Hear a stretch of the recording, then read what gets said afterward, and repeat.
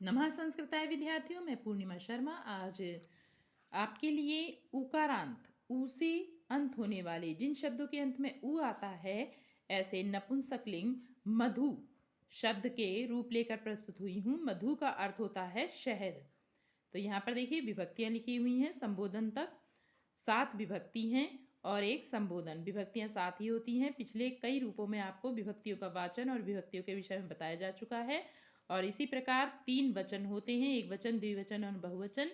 यहाँ विभक्तियों का वाचन नहीं कराएंगे, सीधे आपको मधु शब्द के रूप का वाचन कराएंगे। और किस तरह से आप आसानी से इन रूपों को गाते गाते याद कर सकते हैं।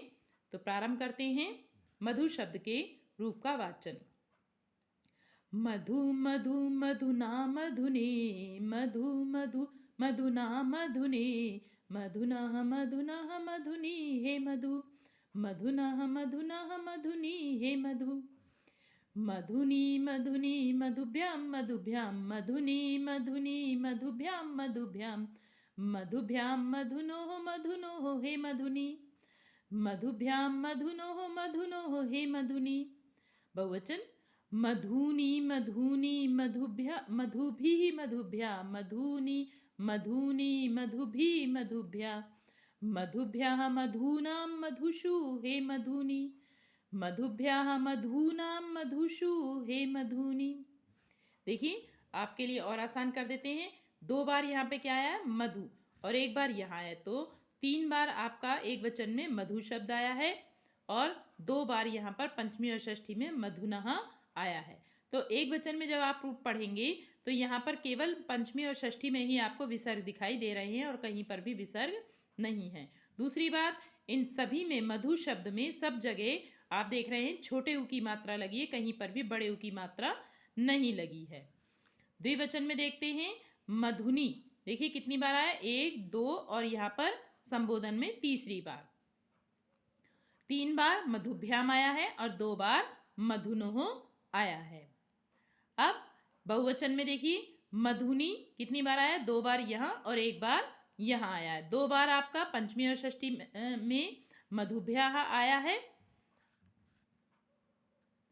क्षम्यताम, यहाँ पर चतुर्थी और पंचमी विभक्ति में आपका मधुभ्याः आया है और षष्ठी विभक्ति में मधुनाम बड़े ऊ की मात्रा लग जाती है और मधुषु और फिर मधुनी। तो 3 बार मधुनी आया है और 2 बार मधुभ्याः आया है। तो थोड़ा सा और यहाँ पे देखते हैं।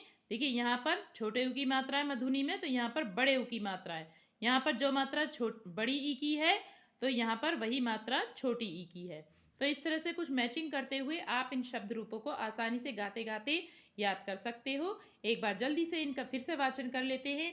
मधु मधु मधुना मधुने, मधुना मधुना मधुनी हे मधु, मधुनी मधुनी मधुभ्यां मधुभ्यां, मधुभ्यां मधुनोः मधुनोः हे मधुनी, मधुनी मधुनी मधुभिः मधुभ्या, मधुभ्या मधूनां मधुषु हे मधुनी।